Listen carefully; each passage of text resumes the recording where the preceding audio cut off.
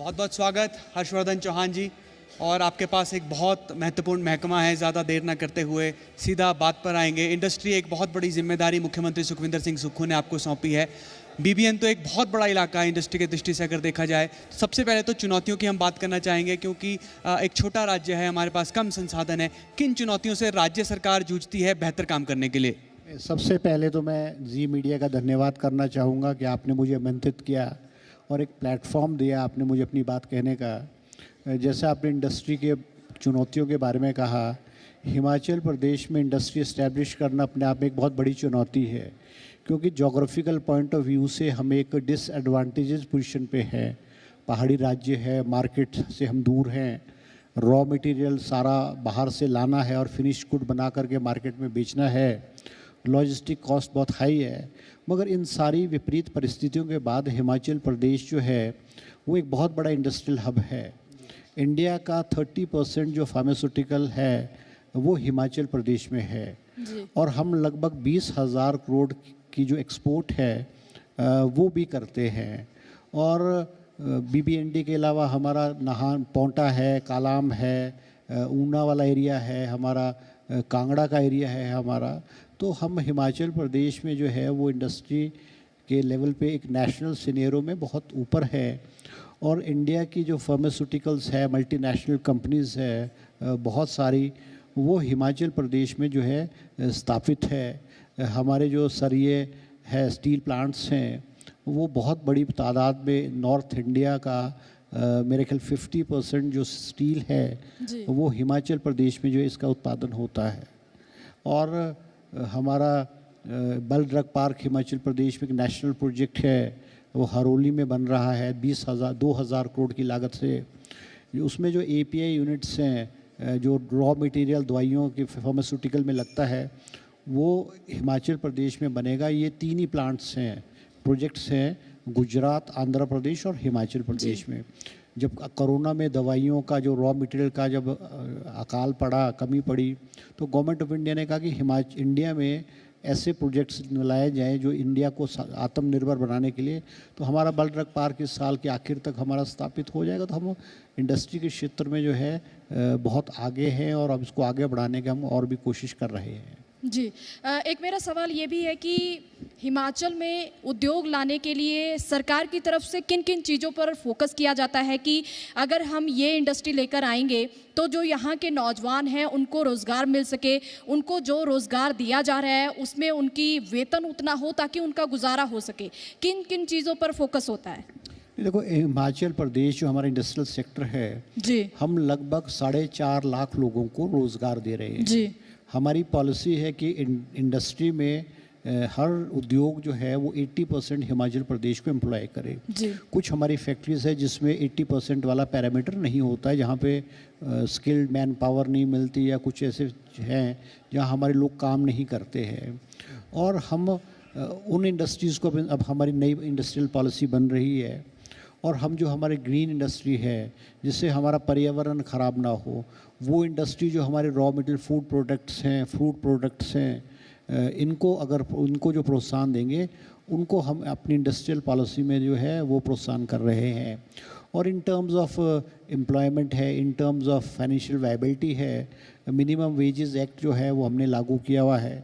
Minimum wages हर factory में हमको मिलता है, लोगों को देते हैं। और जहाँ पे इस प्रकार की शिकायतें आती हैं हम उसमें जो है कड़ी कार्रवाई भी करते हैं। अब हम जो गवर्नमेंट ऑफ इंडिया के जो लेबर कोड्स है, 4 कोड्स बने हैं जिसमें पूरे सब स्टेट्स को कहा है कि उसके इम्प्लीमेंटेशन करें, जिसमें दोनों साइड्स को, एम्प्लॉयर और एम्प्लॉई का ख्याल रखा है। वो हमने टोटल लगभग कोई 50% उसको हमने इम्प्लीमेंट कर दिया है। वर्क प्लेस में अच्छी कंडीशन हो, पूरी फैसिलिटीज़ जो है एम्प्लॉई को मिले, ये सारी चीज़ों को रख करके हम जो है ध्यान रखते हैं। जी, चौहान साहब, अगर बीबीएन से हटकर बात करते हैं तो ऊना की तरफ अगर आएँ तो बल्क ड्रग पार्क का काम तेज़ी के साथ चल रहा है। क्या स्टेटस इसका है? क्योंकि भारतीय जनता पार्टी तो ये आरोप लगाती है कि आप लोग जानबूझकर काम को डिले कर रहे हैं और धीरे धीरे उस काम को चलाया जा रहा है। क्या स्टेटस है सर उस बल्क ड्रग पार्क का अभी? देखो, बल्क ड्रग पार्क जो है वो जब बीजेपी, ये बात ठीक है कि बल्क ड्रग पार्क जो है गवर्नमेंट ऑफ इंडिया ने हमें दिया है, मगर जब हमारी गवर्नमेंट फॉर्म हुई थी तो बल्क ड्रग पार्क केवल कागज़ों में था। उसके बाद फॉरेस्ट क्लियरेंसेस है, एनवायरनमेंट क्लियरेंसेस है, उसमें बहुत समय लगता है, एनवायरनमेंट क्लियरेंस में बहुत लगता है, क्योंकि ये रेड इंडस्ट्री है और रेड इंडस्ट्री जो है बहुत डेंजरस इंडस्ट्री होती है। तो हमने जो एनवायरनमेंट क्लियरेंसेस थी उसको सबमिट किया था और फिर उसमें पैरामीटर चेंज करने के लिए गवर्नमेंट ऑफ इंडिया ने कहा, तो उस वजह से हमारा थोड़ा डिले हुआ है। इस वक्त लगभग 40% लैंड डेवलपमेंट का काम हो चुका है। बिजली का काम, जो बिजली की सप्लाई उस बल ट्रक को पानी है, वो 75% हो चुकी है। 15 MLD पानी आना है, 90% उसका काम हो चुका है। रोड वाइडनिंग का काम चला है, लैंड डेवलपमेंट का काम हो चुका है। जो ZLD ज़ीरो लिक्विड डिस्चार्ज का सीवरेज प्लांट लगेगा, उसके टेंडर हो चुके हैं, हो रहे हैं, टेंडर हो रहे हैं। बॉयलर्स वहाँ पे लगाए जाएंगे, उसके टेंडर हो चुके। मैं कह सकता हूँ कि विद इन नेक्स्ट 6 मंथ्स जो है हम धरातल पे जो है बल ड्रग पार्क को जो है वो स्थापित कर देंगे। इसके अलावा हमारा मेडिसिनल डिवाइस पार्क का एक प्रोजेक्ट है नालागढ़ में, जिसमें हम बहुत बड़े पैमाने में हिमाचल प्रदेश में इन्वेस्टमेंट लाने जा रहे हैं और कोई 8 से 10 हज़ार करोड़ की इन्वेस्टमेंट हम हिमाचल प्रदेश में मेडिसिनल डिवाइस पार्क नालागढ़ में हम लाने जा रहे हैं। और अभी तक भी मैं आपको कह सकता हूँ कि हिमाचल प्रदेश में जब से हमारी मुख्यमंत्री सुखविंदर सिंह सुक्खू जी के नेतृत्व में सरकार बनी है जी, लगभग 25,000 करोड़ रुपए की इन्वेस्टमेंट हमने हिमाचल प्रदेश में लाई है, जिसमें कोई 15,000 करोड़ रुपए जो है वो हमने धरातल पे जो है उसको हमने उतारा है। वो फैक्ट्रीज़ को चालू भी हो चुकी हैं, काम भी चला हुआ है। तो हम बहुत तेज़ी से कर रहे हैं और हम ईज़ ऑफ डूइंग बिजनेस कर रहे हैं जी, कि हिमाचल प्रदेश में जो इन्वेस्टमेंट आए, इंडस्ट्रियलिस्ट आए, चाहे वो पावर सेक्टर में है, चाहे रियल स्टेट में है, चाहे टूरिज़्म में है, और जिस भी सेक्टर में उसको हिमाचल प्रदेश में जो आए और उसका प्रोजेक्ट जो है वो आसानी से लगे, उसलिए हमें मुख्यमंत्री जी ने हिदायत दी है कि ईज़ ऑफ डूइंग बिजनेस किया जाए ताकि उसको स्वीकृति ऑन स्पॉट मिले, टाइम बाउंड में मिले। क्योंकि आपको पता है कि अब सारी रेड टेपिज्म में जो है वो समय लगता है, ऑब्जेक्शंस और अननेसेसरी ऑब्जेक्शन लगते हैं, मगर हमने इन सारी चीज़ों को ईज़ ऑफ डूइंग बिजनेस में कर दिया है। और हम इंडस्ट्री में तो हमें कोई प्रॉब्लम नहीं है, मगर कल हमारी मुख्यमंत्री जी के अध्यक्षता में मीटिंग हुई, उन्होंने एनवायरनमेंट है, पॉल्यूशन कंट्रोल बोर्ड है, जो क्लियरेंसेस है उसको टाइम बाउंड फेज़ में जो है करने के आदेश दिए हैं। अगर वो टाइम बाउंड में नहीं होगी तो सैंक्शन जो है वो डीम्ड सैंक्शन जो है वो समझी जाएगी। तो हम तेज़ी ला रहे हैं हिमाचल प्रदेश में इन्वेस्टमेंट के लिए। जी। एक मेरा सवाल है स्टार्टअप को लेकर कि सरकार की तरफ से स्टार्टअप को लेकर क्या योजनाएं लेकर आई हैं, नौजवान जो स्टार्टअप करना चाहते हैं ताकि वो अपने हिमाचल में ही रहकर कुछ कर सकें, उन्हें बाहर ना जाना पड़े। देखो, स्टार्टअप योजना एक बहुत अच्छी स्कीम है और हमने एक राजीव गांधी स्टार्टअप योजना मुख्यमंत्री जी ने आरंभ की है जी, जिसमें हमारा जो एनवायरनमेंट है वो क्लीन रहे, हिमाचल का पर्यावरण ठीक रहे, उसमें हमने ई टैक्सी शुरू की है। हम ई टैक्सी में 50% सब्सिडी हिमाचल प्रदेश के नौजवान को देते हैं गाड़ी खरीदने के लिए। और ना केवल सब्सिडी देंगे, अगर 15 लाख की गाड़ी है तो 7.5 लाख उसको स्टेट गवर्नमेंट सब्सिडी देगी और बैंक गारंटी भी स्टेट देगी। और वो गाड़ी खरीदता है और उस गाड़ी को सरकारी डिपार्टमेंट में लगाया जाता है ताकि उसको रोज़गार भी हो। इस तरह से लगभग अभी राजीव गांधी स्टार्टअप योजना में हमने लगभग 150 नौजवानों को जो है वो रोज़गार दिए हैं। हमारे इंक्यूबेशन सेंटर्स हैं, जो नौजवान उसको कोई आइडिया है, जैसे हमारे हिमाचल यूनिवर्सिटी में है, IIT मंडी में है, IIM सिरमौर में है, एग्रीकल्चर यूनिवर्सिटी पालमपुर में है। हमारे 14 इंक्यूबेशन सेंटर्स हैं जहाँ पे जो नौजवान को आइडिया है कि मैंने क्या चीज़ बनानी है, उसको हम शेप इन करते हैं। हमने कोई राउंड अबाउट 150 जो है इंक्यूबेशन सेंटर्स में से जो उनके आइडियाज़ हैं उनको हमने अमली जमा फैलाया है। अब स्टार्टअप योजना में हम जो है उनको इंसेंटिव्स देते हैं, लोन प्रोवाइड करते हैं, हम सब्सिडी प्रोवाइड करते हैं। और हमने हमारे जो मुख्यमंत्री स्वावलंबन योजना है उसमें हम राउंड अबाउट 105 स्कीम्स है। जो इंडस्ट्री डजेंट मीन कि बड़े बड़े इंडस्ट्री का जो कंसेप्ट है वो होता है कि भाई बड़े बड़े उद्योगों को सोचा जाता है इंडस्ट्री बड़े, ठीक है, बड़े एस्टेब्लिश करना भी हमारा फ़र्ज है, मगर हम कॉटेज इंडस्ट्री है, स्मॉल स्केल इंडस्ट्री है, विलेज इंडस्ट्री है, इसको भी हम स्थापित कर रहे हैं। जो हमारे अचार बेस्ड है, जैम्स है, जूसेस है, फ्रूट्स है और छोटी छोटी इंडस्ट्रीज, कॉटेज इंडस्ट्री को हम इस्टेब्लिश कर रहे हैं। हमने अभी एक कंसेप्ट दिया है मुख्यमंत्री जी ने, 1 डिस्ट्रिक्ट 3 प्रोडक्ट, हर ज़िले के हमने 3 प्रोडक्ट आइडेंटिफाई किए हैं जिसको हम नेशनल और इंटरनेशनल लेवल पे उसको हम करते हैं। उनके हम जो दिल्ली मार्ट है या बड़ी बड़ी प्रदर्शनियाँ होती हैं उसमें हम अपने जो हैंडीक्राफ्ट, हैंडलूम्स और छोटे छोटे जो हमारे कारीगर हैं उनको हम एक प्लेटफॉर्म देते हैं उनका मटेरियल बेचने के लिए, ताकि उनकी इनकम भी हो और उनके प्रोडक्ट की नेशनल और इंटरनेशनल लेवल पे पब्लिसिटी भी हो। अभी हमारे जो हिमाचली टोपी है, हमारे जैकेट्स है, हमारे मफलर्स हैं, इसकी हम ब्रांडिंग करके इसको हम इंटरनेशनल लेवल पे जो है इसको ले जा रहे हैं।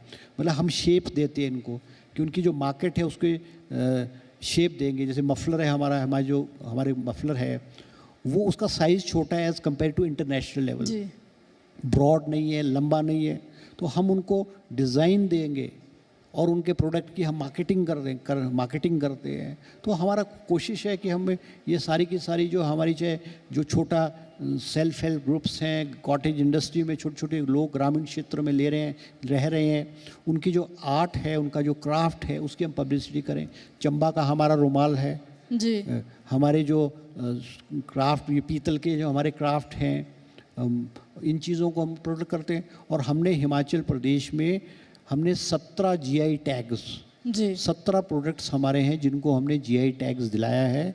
अभी हमने 6 प्रोडक्ट्स हैं जिनको जीआई टैग दिलाया। हमारी जैसे सिरमौरी लोहिया है, हमारी कुल्लू की हमारी टोपी है, हमारी शॉल्स है, इस तरह के प्रोडक्ट्स को हम कर रहे हैं ताकि उन जीआई टैग लगने के बाद उस प्रोडक्ट की जो क्रेडिबिलिटी है, एफिशिएंसी है, क्रेडिबिलिटी है, वो बढ़ जाती है और इंटरनेशनल लेवल पे भी उसकी मांग होती है। और हम इन सारी की सारी चीज़ों को फैसिलिटेट डिपार्टमेंट के थ्रू करते हैं जी।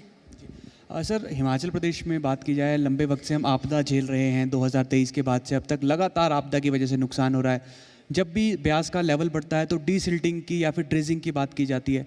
क्या इस बारे में भी हिमाचल प्रदेश सरकार विचार कर रही है? क्योंकि ब्यास का जो लेवल है वो लगातार साल दर साल उठता चला जा रहा है, तो उसको लेकर सरकार ने क्या सोचा है कि वहाँ होने वाला नुकसान जो लेफ्ट बैंक की तरफ हो रहा है उस नुकसान को कुछ कम किया जा सके? देखो, जहाँ मैं इंडस्ट्री में मेरे पास माइनिंग डिपार्टमेंट भी है, हमने माइनिंग, क्योंकि हिमाचल प्रदेश में जो रिवर्स का वाटर लेवल है, रिवर बेड का वाटर लेवल बहुत तेज़ी से बढ़ रहा है, क्योंकि हमारे ग्रामीण क्षेत्र में जो डेवलपमेंट वर्क्स है, रोड्स की कंस्ट्रक्शंस है, हाइडल प्रोजेक्ट्स बन रहे हैं, टनल्स बन रही है, उनका सारा जो वेस्ट प्रोडक्ट्स है वो नाले खालों में डाला जाता है और वो बह करके हमारे चाहे ब्यास है, चाहे सतलुज है, चाहे हमारे रावी है या हमारा यमुना है, इसका लेवल बढ़ रहा है और इसको हमको डीसिल्टिंग की ज़रूरत है। मगर हमारी सबसे बड़ी प्रॉब्लम है कि हम जो माइनिंग डिपार्टमेंट ने round about 325 river bed auction की हैं, मगर गवर्नमेंट ऑफ इंडिया से हमको FCH केवल 4 प्रोजेक्ट्स में मिली है। अगर हमको डीसिल्टिंग की या ड्रेजिंग की जो है वो हमको परमिशन मिलती है तो हमको स्टेट को रॉयल्टी भी आएगी और जो लोगों के जान माल को, घर को, खेत को, बगीचे को जो खतरा हर बरसात में होता है और फ्लडिंग की वजह से उसको भी हमको लाभ मिलेगा। अभी हमने कुल्लू में हमने फॉरेस्ट डिपार्टमेंट को ड्रेजिंग की परमिशन दी है और थोड़े लेवल पे कुल्लू के जो ब्यास में है वो ड्रेजिंग की उन्होंने भी शुरुआत की है। आप हर साल देखते हैं कि दरिया के किनारे, बिरास के किनारे, खास करके कुल्लू, मनाली में, मंडी में जो है बरसात आने की वजह से लोगों का सरकारी और प्राइवेट प्रॉपर्टी का बहुत बड़े पैमाने पर नुकसान होता है। तो ये सारे हमने एक वर्किंग प्लान बनाया है ताकि हम इसको डीसिल्टिंग कर दें।